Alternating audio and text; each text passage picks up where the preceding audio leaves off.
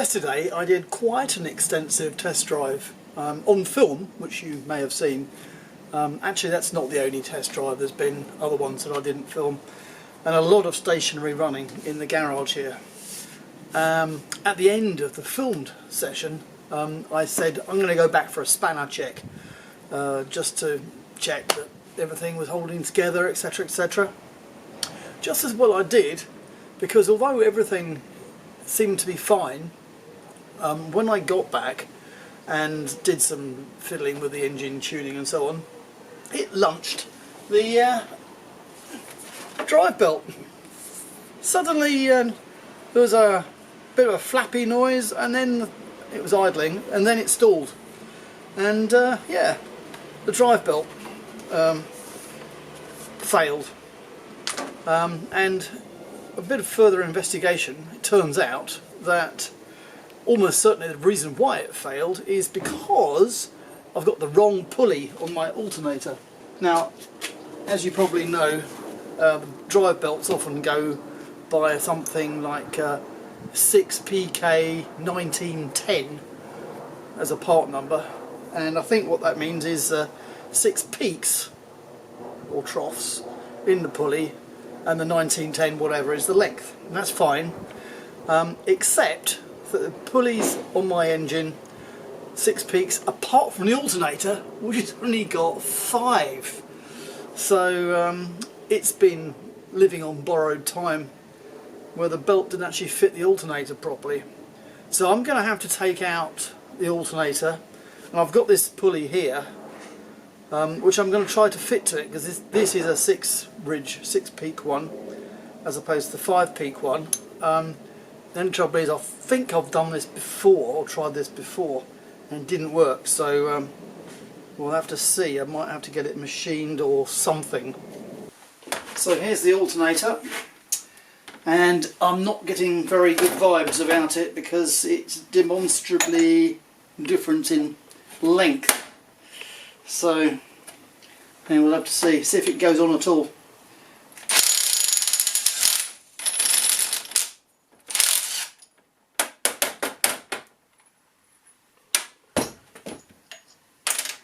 Okay, is it even vaguely compatible? Yes, but the length of it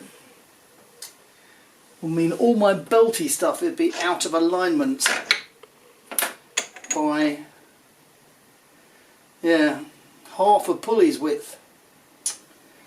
So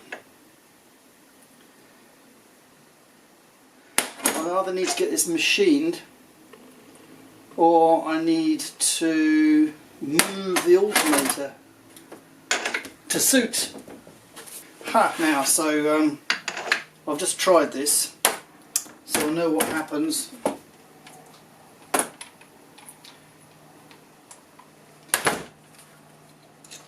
If I put this pulley on here,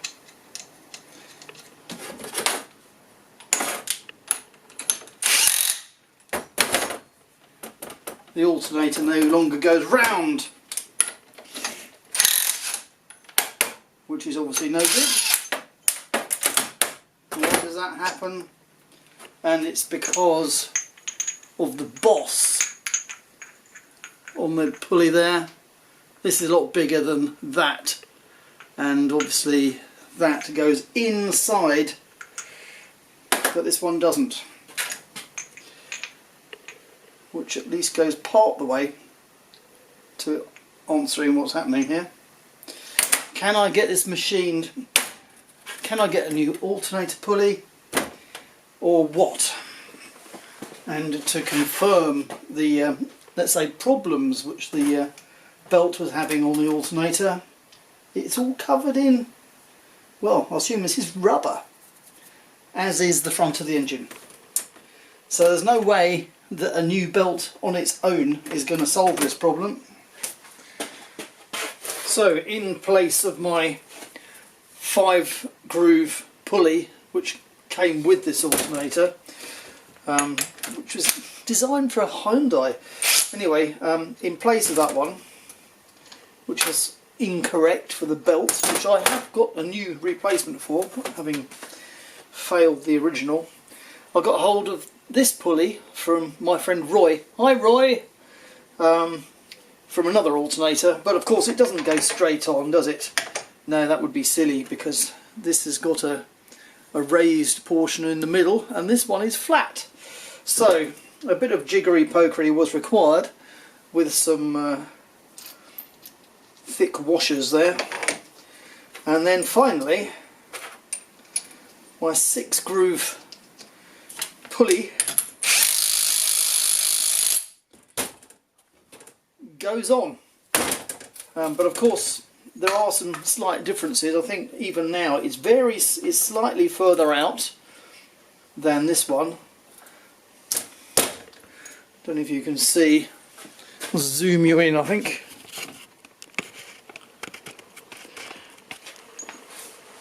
Yeah, it's some slight differences because this pulley sat in like that, and this one is both slightly further out and also slightly wider, obviously. So we'll see what aggravation that brings. So the next problem is that you can see more or less this is the original pulley, and it goes on more or less flush. Take the spacers out. Yeah, so it goes on with a very small clearance.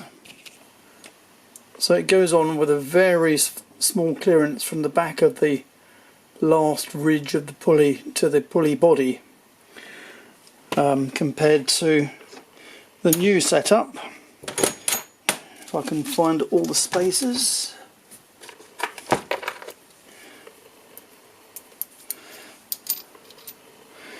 New setup is like that.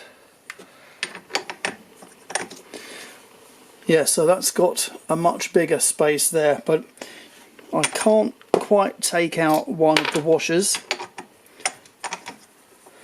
which would get that space down a bit.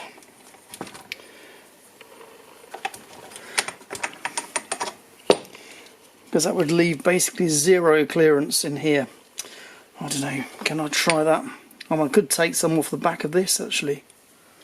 Well, I can grind a little bit where that mark is. There's basically zero in there.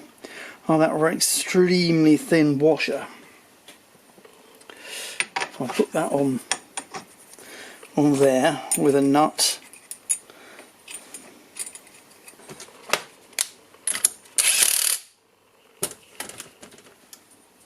Oh,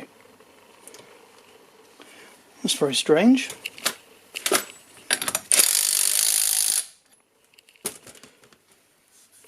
Oh no, now it's become difficult to turn.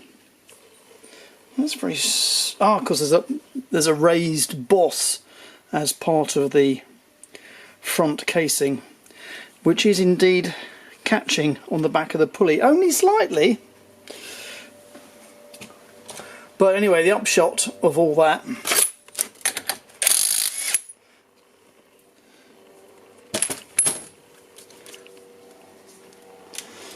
is that the front of the pulley is about this much forward of where it used to be, which in turn means that there's zero clearance because this alternator is mounted backwards on the front of the engine. There is the timing cover basically in here, and it touches. So I'll need to get that clearance up. So I can do that by pushing this back as far as possible, but also by spacing this back a little bit. We are into very small clearances here. So in order to reduce the thickness of these spacers slightly, because this is quite thick, and thereby get the pulley further away from the body, or closer to the body of the alternator, I've made a, well, I'll call it a shim quite hard to do actually, because it is so thin. And in fact what I did, I got a bit of steel sheet here, 0.8mm. I actually drilled a hole in it with this great big thing, and then cut the piece out with some shears. So I've cut round the hole, if you like. So here is my 0.8mm shim, which I can now put in here and put the other two spacers on top of it. So that basically means there is a tiny clearance between the body of the alternator. You probably can't see this, but the front of the shim and the body of the alternator has got a very small step there. So that now goes on there with totally minimal clearance. I've now lost my nut. Now, as usual, it's inside the socket I used to take it off with. So that spacing is reduced to effectively 0, but it still means it's about 4 or 5mm further towards the body of the front cover on the engine than this original one. So what I'm going to have to do is space the alternator backwards a little bit. I think in principle, if I was going to do that, of course I could go back to my original spacer, but no point. I've done it already. So yeah, I'll have to look into how that's fixed on. So the mounting plate, let me take you over.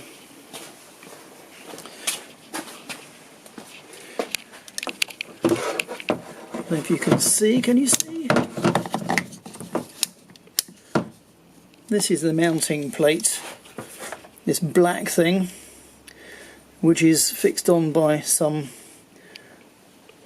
actually there's space already in here, and some studding, and the same further down there.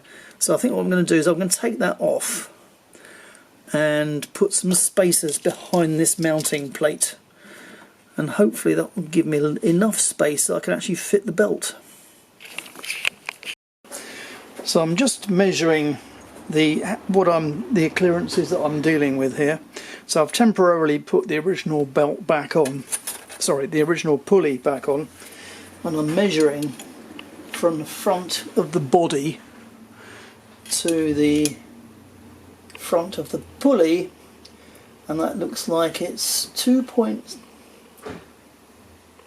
you can read finicky here, 2.65 centimeters, 26.5 millimeters. 26.5 millimeters is how much it was before, and see what that turns into. So take this pulley off yet again. So whip it off with my 24mm socket, and we'll start with my shim and then the two spacers that give it basically 0 clearance. Spring washer, because I don't want to take this off yet again.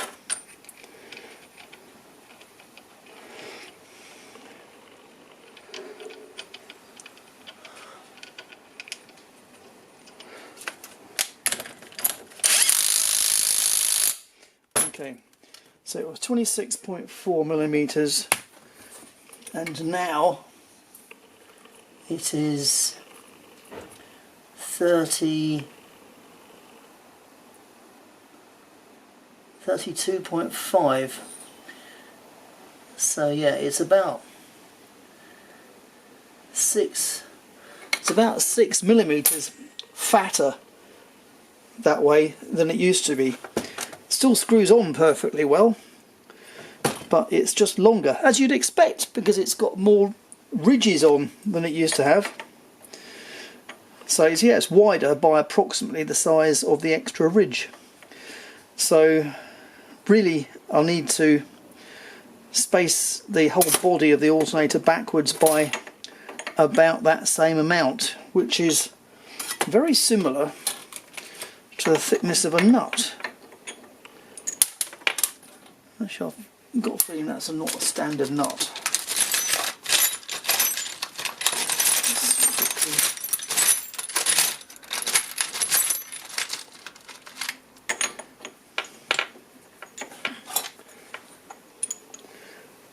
That's actually slightly more than a nut. Now the mounting plate is already mounted on spacers, and in fact these spacers are, well, they're M10 threaded, and evidently I made it out of these things. So what I need to do is just need to make another spacer that's just a little bit thicker, so adding on about the thickness of a nut onto there. So let's do that. So this is the thickness I'm looking for, the spacer and the spacer that were already there, and the thickness of a nut. So that is the cut line. Looks like I can get 2 out of this. I'll just go and see what the other ones are. They may not all be the same.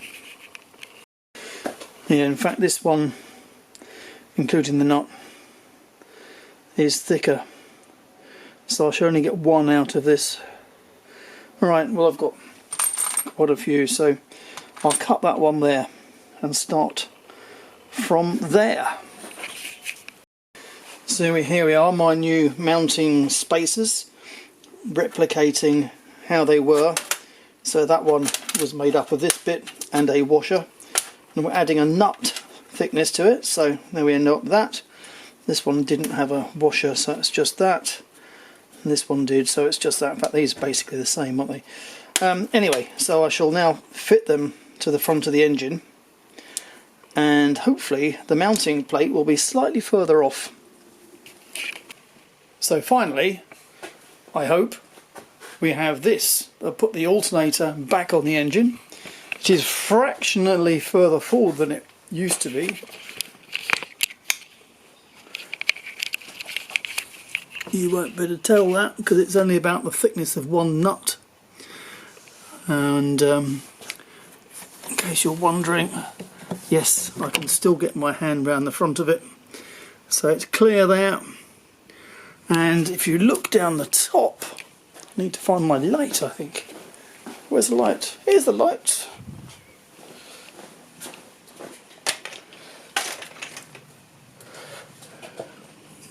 You can see, oh, can you see? Oh, maybe that'll do. There we have my 6 ridge multi-rib, 6-ribbed belt on the 6-ribbed pulley. So we no longer have any mismatch. It all seems to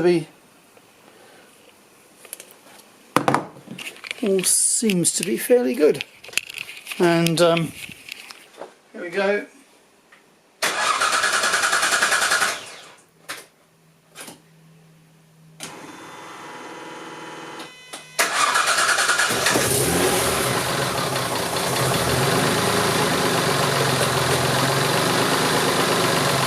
And it's all charging nicely.